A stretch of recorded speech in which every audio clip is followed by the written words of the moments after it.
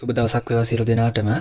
ඉතින් අපි අද වීඩියෝ එකේ තුලින් බලාපොරොත්තු වෙන්නේ ඔයාලට එළවලු වගාව විශේෂයෙන් මාළු මිරිස්, අමු මිරිස් සහ මිරිස් වගාවේදී අපිට භාවිතා කරන්න පුළුවන් බෙහෙත් වර්ග කිහිපයක් ගැන ඔයාලට හඳුන්වා දෙන්න යන්නේ. ඉතින් මුලින්ම අපි ඔයාලට ගෙන්නලා දෙනවා මේ ඇල්බර්ට් සොලියුෂන් කියන බෙහෙත් එක. ඉතින් මේ ඇල්බර්ට් සොලියුෂන් කියන බෙහෙත් එක ගැන අපි කතා කරද්දී මූලික වශයෙන් මේ ඇල්බර්ට් සොලියුෂන් කියන බෙහෙත් එක අපිට හඳුන්වලා දීලා තියෙන්නේ හයිඩ්‍රොපොනික් වගාවන් සඳහා. ඒ කියන්නේ වතුරේ සිදු කරන වගාවන් සඳහා මූලික වශයෙන් භාවිතා කිරීමට තමයි මේ ඇල්බර්ට් සොලියුෂන් කියන බෙහෙත් එක හඳුන්වලා දීලා තියෙන්නේ.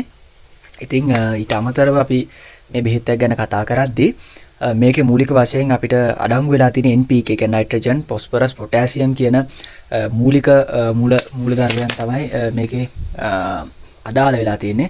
ඔයාලට පේනවා මේකෙදී නයිට්‍රජන්, මැග්නීසියම්, කැල්සියම් වගේ අංශු මාත්‍ර මූලධර්මයක් මේකේ අදාළ වෙලා තියෙනවා මේ මූලික මූලධර්මයක් කියන්නේ නයිට්‍රජන්, ෆොස්ෆරස්, පොටෑසියම් කියනවට අමතරව.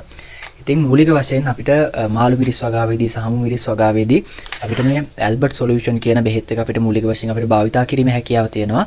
ඉතින් සාමාන්‍යයෙන් අපි මේක භාවිතා කරද්දී අපි ලීටර් 16 ටැංකියකට අපි ග්‍රෑම් 40ක වගේ ප්‍රමාණයක් මේ බෙහෙත් එකෙන් යෙදීම තමයි අපි බලාපොරොත්තු වෙන්නේ. ඉතින් මේකේ වලට පේනවා මේකේ දාලා තියෙනවා ජලය ලීටර් 4.5කට ග්‍රෑම් 10ක්. ඉතින් අපි මේකෙදී සාමාන්‍ය ලීටර් 16 ටැංකියකට ආසන්න වශයෙන් ග්‍රෑම් 40ක වගේ ප්‍රමාණයක් දාලා අදාළ භෝගයට යෙදීම ප්‍රයෝජනවත් වෙනවා. ඉතින් මේක තමයි අපි අද ගෙනාවු පළවෙනි බෙහෙත් එක. ඉතින් මේකෙදී එළවලු වගා කරන ගොවියන්ට මේක වර්ධක යාමකයක් නැත්නම් ඔයාලගේ භෝගයේ වර්ධනය අඩාල වෙලා තියෙනවා නම් වර්ධනය වැඩි කරගන්න මෙන්න මේ ඇල්බර්ට් සොලියුෂන් කියන බෙහෙත් එක ඔයාලට යොදා ගන්න පුළුවන්. විශේෂයෙන් මේක ඔයාලට වෙන ප්‍රොඩක්ට් ඔෆ් USA කියලා තියෙනවා. කියන්නේ ඇමරිකා එක්සත් ජනපදයේ තමයි මේ ඇල්බර්ට් සොලියුෂන් කියන නිෂ්පාදනය කරලා තියෙන්නේ. මැංගෝසිප් කියන බෙහෙත් එක අයත් වෙන දිලීරනාශක ගණයට. ඉතින් ඔයාලා එළවලු වගාවේදී විශේෂයෙන් මාළු මිරිස්, කැරට් සහ අනිත් එළවලු වගාවේදී සිද්ධ වෙන දිලීරනාශක තුලින් සිද්ධ වෙන හානිය අවම කර ගැනීමට මේ මැංගෝසෙප් කියන දිලීරනාශකය අපිට භාවිතා කරන්න පුළුවන්. සාමාන්‍යයෙන් මේක අපිට කුෂි රසායන කඩවල මිලදී ගන්න තියෙනවා.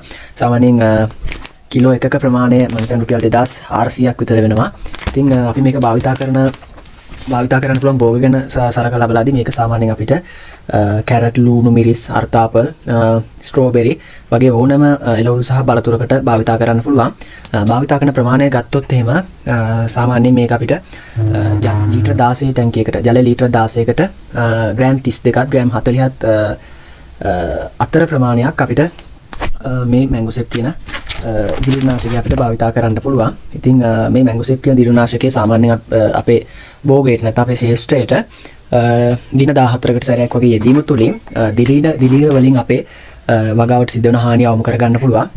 ඉතින් මේකේදී ඔයාලට පේනවා මේක සඳහන් කරලා තියෙන පාලනය වෙන රෝග, ඒ අතේ ඕල්ටර්නේරිය අංගමාරය, දම්පුල්ලි රෝගය, මල් අංගපාරය, යටිපුස් රෝගය වගේ විශාල රෝග ප්‍රමාණයක් මේ මැංගෝසෙප් කියන දිලීරනාශක භාවිතා කිරීම තුළින් අපිට අවම කර ගැනීම හැකියාව තියෙනවා. ඉතින් ඔයාලටත් පුළුවන් ඔයාලගේ වගාව සාර්ථකව කරගෙන යන්න මේ මැංගෝසෙප් කියන දිලීරනාශක හානිය අවම කර ගැනීම සඳහා මැංගෝසෙප් කියන දිලීරනාශකය භාවිතා කරන්න. ඒ වගේම ඔයාලගේ වගාවේ ප්‍රශස්ත වර්ධනයක් බලාපොරොත්තු වෙන්න ඇල්බර්ට් සොලියුෂන් කියන බෙහෙත් එකත් ඔයාලට භාවිතා කිරීමේ හැකියාව තියෙනවා.